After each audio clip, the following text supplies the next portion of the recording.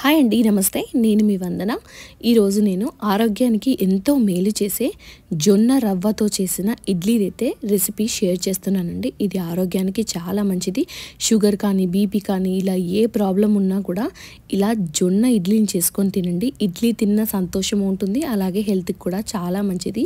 ముందుగా అయితే నేను బౌల్లోకి ఇలా పొట్టుతో ఉన్న మినప్పప్పుని అయితే వేసుకుంటున్నానండి. ఇది 1 కప్పు మినప్పప్పుకి 1/2 టేబుల్ స్పూన్ మెంతులు అయితే వేసుకొని మంచిగా కలిపేసుకున్న తర్వాత దీన్ని వాటర్ వేసి ఒక 2 సార్లు మంచిగా కడిగానండి. కడిగితే మనకు వాటిపైన ఉన్న డస్ట్ కానీ లేదా ఏదైనా ఫర్టిలైజర్స్ వేసినప్పుడు మనకు ఎఫెక్ట్ కాకుండా ఉండడానికి ప్రతి దాన్ని అయితే ఖచ్చితంగా మంచిగా కడుక్కోవాలన్నమాట.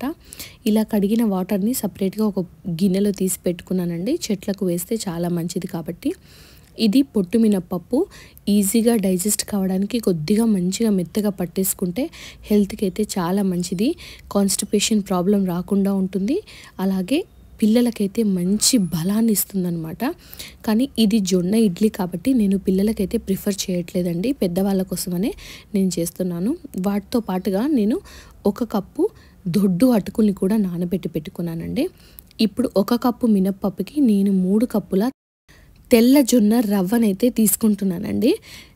కొన్ని పచ్చజొన్నలు ఉంటాయి, తెల్ల జొన్నలు ఉంటాయి. ఇదైతే తెల్ల జొన్న రవ్వ అండి. కొంచెం పచ్చజొన్న రవ్వ చేదు వస్తుందన్నమాట. అందుకని చెప్పి నేనైతే ఇక్కడ తెల్ల జొన్న రవ్వ తీసుకుంటున్నాను. చాలా నీట్గా శుభ్రంగా ఉందండి, అందుకే నేను మళ్ళీ క్లీనింగ్ ఏం చేయలేదు, చాలా బాగుంది. ఇప్పుడు దీనిలోకి ఒక 2 గ్లాసుల నీళ్ళు పోసి ఒక 2 సార్లు అయితే నేను మంచిగా కడుక్కున్నానండి. వాటర్ వేసి వాష్ చేసుకున్న తర్వాతే మనము ఏదైనా కుక్ చేసుకోవడానికి లేదా ఇలా నానబెట్టుకోవడానికి పెట్టుకుంటే మంచిది. ఇలా వాటర్ వేసి అంతా కలిసేలాగా ఒకసారి కలుపుకున్న తర్వాత దీన్ని 8 గంటలైతే నేను నానడానికి పెట్టుకున్నానండి. మినప్పప్పు ఎంత టైం అయితే నేను నానబెట్టుకున్నానో అలాగే జొన్న రవ్వను కూడా నానబెట్టి పెట్టుకున్నాను. జొన్నలు కానీ సజ్జలు కానీ నానితే ఎక్కువసేపు నానితే టేస్ట్ బాగా ఉంటాయి, అలాగే సాఫ్ట్నెస్ కూడా మంచిగా వస్తాయి అన్నమాట. ఇప్పుడు ఈ ముందుగా నానబెట్టుకున్న మినప్పప్పుని మళ్ళీ ఒకసారి కడుగుతున్నానండి. ఈ పొట్టంతా మనము నానబెట్టడం వల్ల బయటకు వచ్చేస్తుంది. మీరు పొట్టుతో పాటుగానైనా ఇలాగే గ్రైండర్ చేసుకోవచ్చు, లేదంటే ఒక 2 సార్లు కడిగితే ఎక్సెస్గా బయటకు వచ్చేసిన పొట్టు తీసేసైనా గ్రైండర్ చేసుకోవచ్చు అండి. నేనైతే ఒకసారి మంచిగా కడుక్కుంటున్నాను అనమాట. కడిగి ఈ పొట్టుతో అంతా బయటకు వచ్చేస్తుంది కదా, చూసి మళ్ళీ కన్సిస్టెన్సీ చూసుకొని మళ్ళీ ఒకసారి కడిగేసి మామూలుగా కడిగి ఈ పొట్టు ఎక్సెస్గా ఉన్నదంతా తీసేసానండి. బాగా ఎక్కువ పొట్టు ఉంటే మంచిదే, కానీ నాకు కలర్ చేంజ్ వస్తుంది కంప్లీట్గా కాబట్టి నేనైతే కొద్దిగా తీసేసానండి. ఆ వాటర్ అంతా నేను చెట్లకు వేస్తుంటాను. ఇప్పుడు ఈ మినప్పప్పుని గ్రైండర్ పాత్రలో వేసేసుకొని వీటితో పాటుగా నేను అరగంట ముందు అటుకులు కూడా నానబెట్టి పెట్టుకున్నాను కదా, వాటిని కూడా ఇందులో వేసేసి మెత్తటి పేస్ట్ లాగా అయితే చేసుకున్నానండి. చాలా సాఫ్ట్గా వస్తుంది, మనము ప్రాపర్గా నాననిచ్చాం కాబట్టి. చూసారా, చేతితోని నలిపితే ఎంత సాఫ్ట్గా వచ్చిందని. ఇలా రావడం వల్ల ఇడ్లీలు కూడా చాలా సాఫ్ట్గా వస్తాయండి.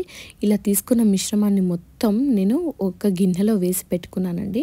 అలాగే 8 గంటలు నేను జొన్న రవ్వను నానబెట్టి పెట్టుకున్నాను కదా, దాన్ని కూడా ఒక్కసారి మళ్ళీ కడిగేసి ఆ రవ్వ అంతా ఇలా తీసి దీంట్లో వేసుకున్నానండి. మినప్పప్పు మిశ్రమంలోకి వేసుకొని మంచిగా కలిపానమాట.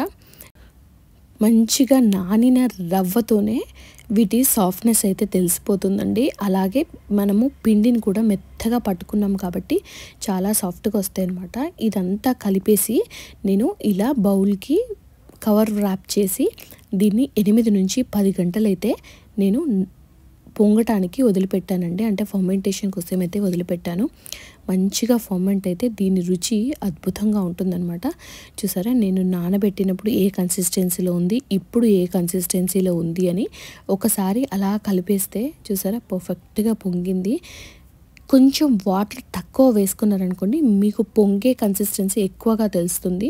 కానీ ఇప్పుడు వాటర్ యాడ్ చేసుకోవాలి. నేను ఫస్టే వాటర్ ఎక్కువ యాడ్ చేసుకున్నాను కాబట్టి ఇక్కడ నేనైతే వాటర్ యాడ్ చేసుకోవట్లేదు. అలాగే కొద్దిగా ఉప్పు కూడా యాడ్ చేసి ఒకే డైరెక్షన్లో ఒక 2 నిమిషాలు మంచిగా తిప్పేయాలండి. ఒకే డైరెక్షన్లో తిప్పితే ఉప్పు మంచిగా కలుస్తుందనమాట. ఇలా కలిపిన పిండిని పక్కన పెట్టేసి నేను ఇడ్లీ పాత్రని స్టవ్ మీద పెట్టేసుకొని ఇలా ఇడ్లీ గుంతల్లో అయితే ఇది మిశ్రమాన్ని వేసేసుకొని ఒక 10 నిమిషాలు మీడియం ఫ్లేమ్లో పెట్టానండి. మీడియంలో ఫ్లేమ్లో పెట్టి మంచిగా ఉడకనిచ్చిన తర్వాత చాలా సాఫ్ట్గా నాకైతే జొన్న ఇడ్లీలు రెడీ అయిపోయింది. నేను తీసేటప్పుడే దాని కన్సిస్టెన్సీ మీకు తెలిసిపోతుంది ఎంత సాఫ్ట్గా వచ్చాయి అని. టేస్ట్ కూడా చాలా బాగుందండి. మీరు డయాబెటిక్తో కానీ లేదా బీపీతో కానీ ఇంకేదైనా సమస్యతో బాధపడితే ఖచ్చితంగా ట్రై చేయండి, హెల్త్కి మంచిది. Thanks for watching. ప్లీజ్